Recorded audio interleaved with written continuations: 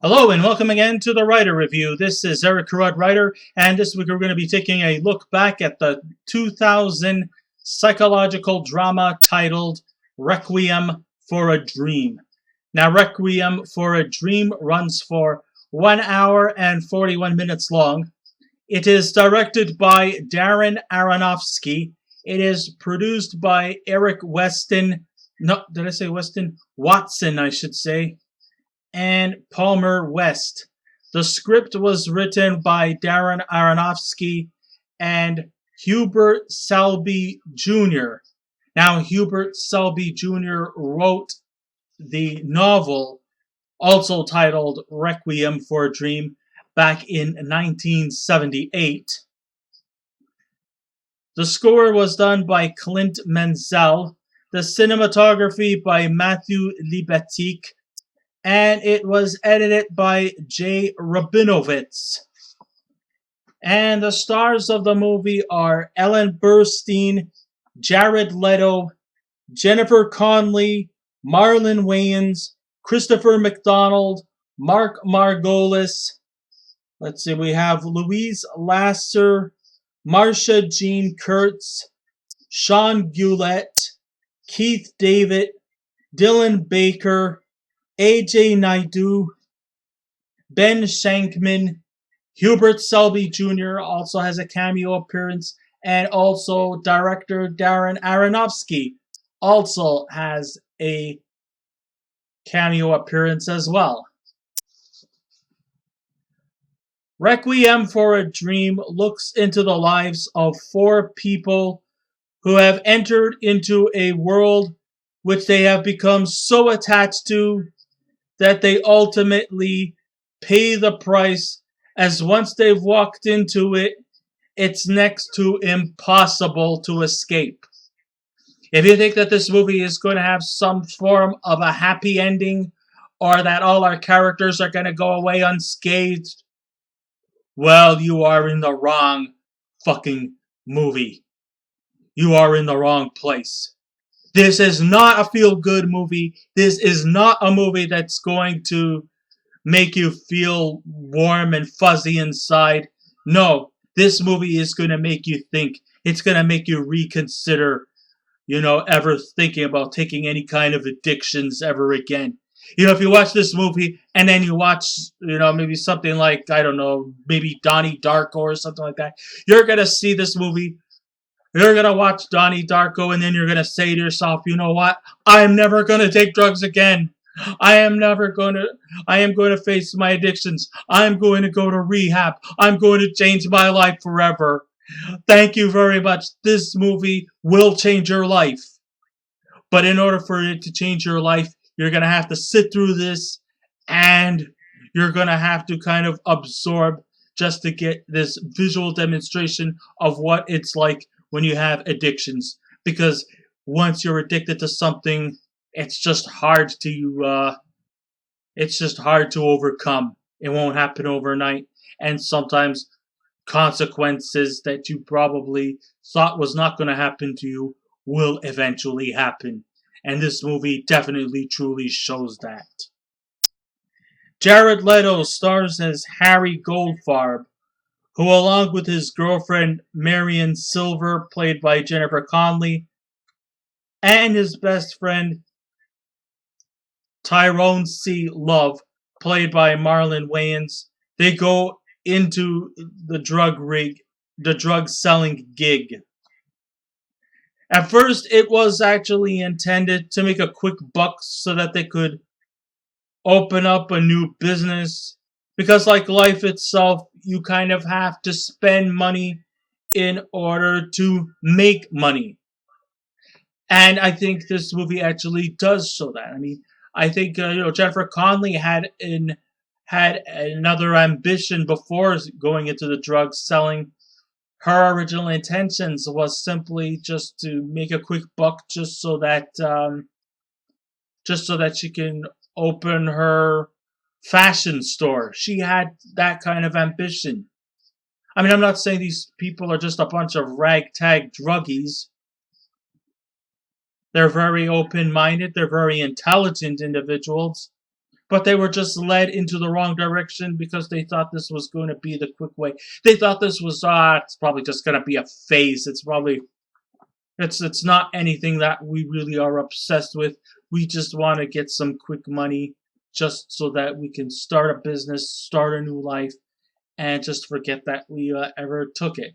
But of course, once this little phase started to kick in, it didn't become a phase after all. It turned out to become a real fucking obsession. I mean, the fate of these characters is just, heartbreaking, yes, but also very, very true in its sentiments. This is not like some freaking, PSAs that we used to watch during the times when we were sitting down watching our 80s cartoons. No, if this is a PSA, this is probably the PSAs of all PSAs.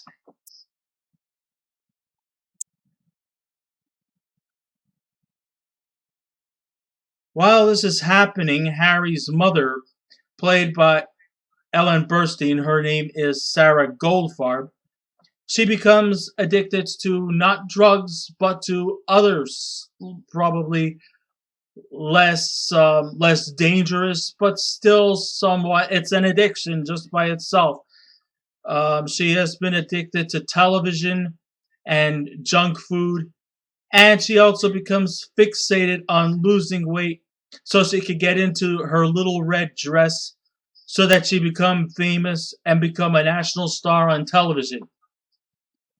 You see, in some ways, Sarah Goldfarb is suffering from other addictions. She actually is a very lonely person. Her husband's dead. She's really got no friends or nobody to turn to. She pretty much is kind of like a homebody where she's pretty much the only thing she's got with her is her television and her fridge full of junk food. That's the only thing that's kind of like keeping her from going crazy. But obviously, she is also starting to become delusional and also self-contained. She has nobody to turn to. She's, of course, the mother of Harry Goldfarb, but he's not really out there to provide for her. In fact, every so often he also takes her only comfort, her only escapism from her loneliness, the television, and he always seems to eventually just take it to the pawn shop just so that he could get some quick money. For what? To open up a business? Hell no! To get more drugs! So then the sympathetic pawn shop owner just tells her, just take the TV and try to set your son straight. It's okay to just say no. No, you can't take my television and get it pawned just so that I have to end up. No.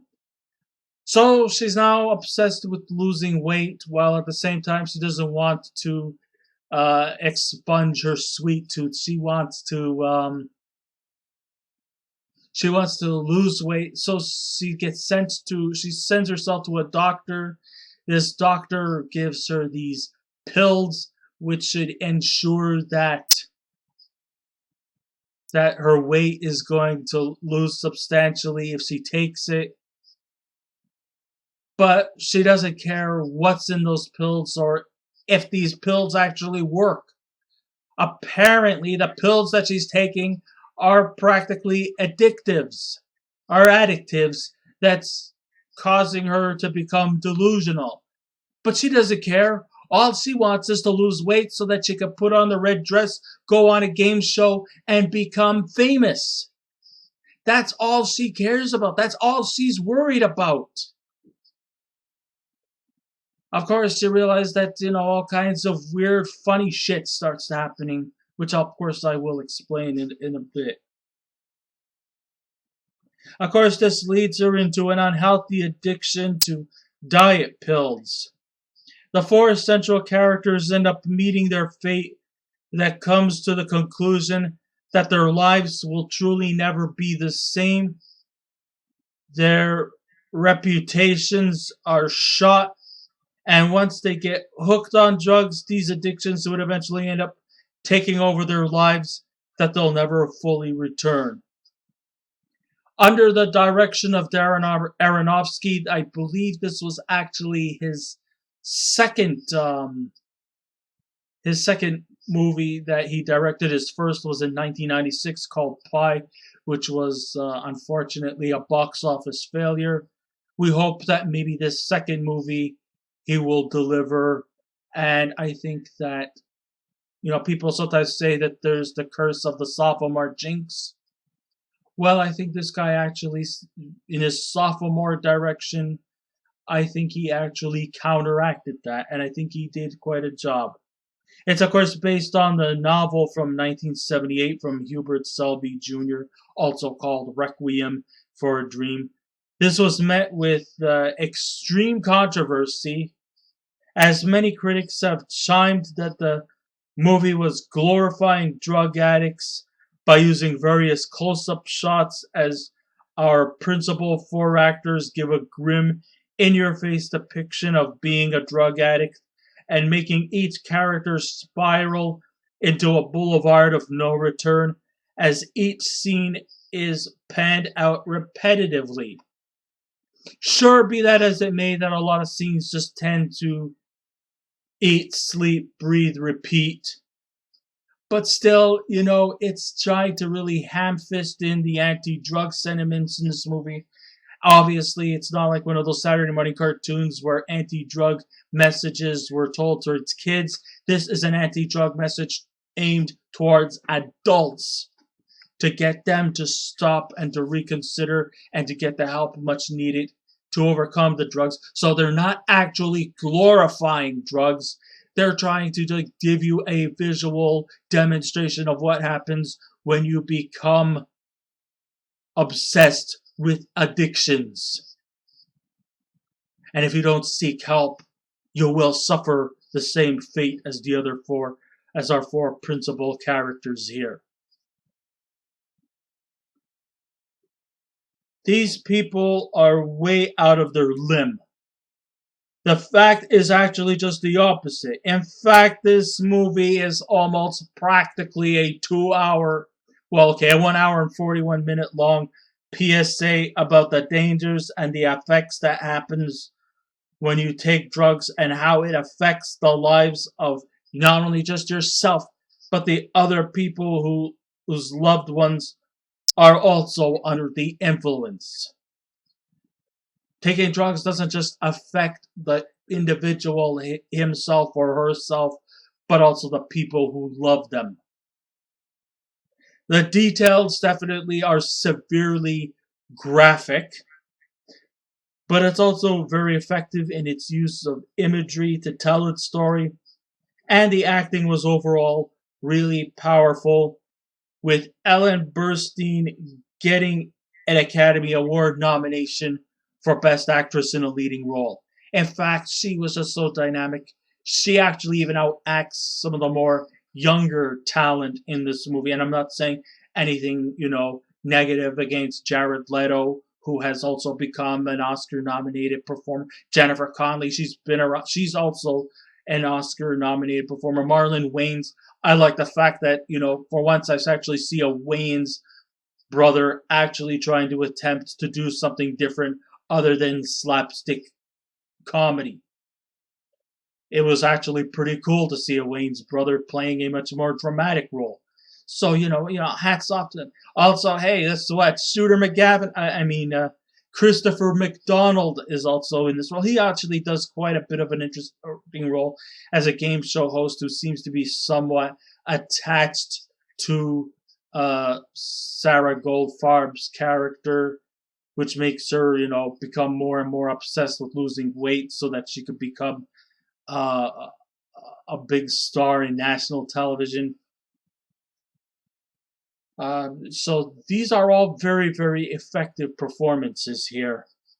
When I first came into watching this movie, I was actually in a naturally good mood and was Curious to see if the viewers were right that this film is so powerful, but it's severely intense that people were eventually, like reevaluating their ways of life and may look at the world of what it's like to be a drug addict in a different way. Some people think that, oh, well, hey, they'll overcome it, they'll know their wrongdoings, and everything will be fine. But then we also have the grim reality, which is cynical in its delivery, cynical to its extremes, but also at the same time, the storytelling is very, very effective. And it actually had changed a lot of people's lives and maybe reconsider and reevaluate their thoughts. And I think that it did a very, very serviceable job in doing that. Well, it turns out that they were right. In fact, they were so right. Actually, my mood changed for the worse to the point that I needed to watch 20 cat videos on YouTube just to get me back in a better mood. Because this movie is not feel good. It's not a comfortable movie. It's very, very hard to sit through at times. But I pulled through because I was still mesmerized by the amazing performances and the unpredictable settings that this movie seems to have in mind. Now, even though the whole drugs are bad, okay, message is around and it's shoved down our throats in hopes that it comes through our ass pipes, Darren Aronofsky succeeds in not making his moral message preachy, but instead he lets the performers do all the actions just to get the point across. Aronofsky gives us the truthful but somewhat unpleasant task of taking us on the ride where you are living their lives and the ride you're on does not have a light at the end of the tunnel. In other words, if you get sucked into their lives, there's no escape. The ride just keeps going and going and going. You know what I mean? And though the performances stand out really well in the movie, the best performance in this would have to go to Ellen Burstyn. Her story of her fixation of getting on television and losing weight to fit into that red dress can be something that we could all relate to. Everybody wants to lose weight fast. Everybody wants to shed those middle-aged pounds so that you can get into a piece of clothing that you used to once wear, but then you got a little big on the side, and now you're fixated on trying to win back that thinness that you once had in your youth, while at the same time you can still continue to indulge into your food obsession. It's relatable, it's sad, it's tragic, but most of all, it's important, it's powerful, albeit the situations is very, very dark. It's a shame the Oscars gave the leading actress to Julia Roberts for Erin Brockovich, because I think maybe Ellen Burstyn actually had a much more compelling role. But of course, I guess the reason why they gave it to Julia Roberts is because, as usual, Hollywood would rather prefer to pass the awards down to more younger talent and sometimes often neglect the older people. Because let's face it, Hollywood has always sort of catered and had more favor for younger actors than they do for older ones. It's a shame. And though there are few and far between flaws about Requiem for a Dream, that doesn't mean that this movie is perfect. And though it shows its purpose as to why drugs are bad, okay, it would have been nice to see at least one of the principal four pull through in this ordeal. But no. Marlon Wayans gets shot. He becomes hospitalized. Jared Leto loses his arms because his arms eventually got all fucked up from the drugs that he took. That it turned out into like one big massive tumor parade. And if he doesn't get his arm amputated, it could go into his lungs. and he could end up ODing and being dead. Sarah Goldfarb, I believe she dies, and Jennifer Connelly eventually has to end up entering a life that she never thought she would ever go into, and that includes prostitution, and even going as far as to end up even having sex with her own therapist. This goes to show you that the faith in these characters, none of them pulled out unscathed. Believable, yes, but I would have liked to at least probably have one character redeem themselves. I mean, it just didn't happen. Although it was great to see Marlon Wayans push the boundaries beyond that of the silly cartoon-like comedies he's been in and attempt to go beyond typecast, he is still barely miscast badly miscast because Tyrone is just a one-dimensional character who's definitely just a mere sidekick to his friend Harry. That's pretty much all he's rendered to. Of the leading four performances, his story is kind of the weakest.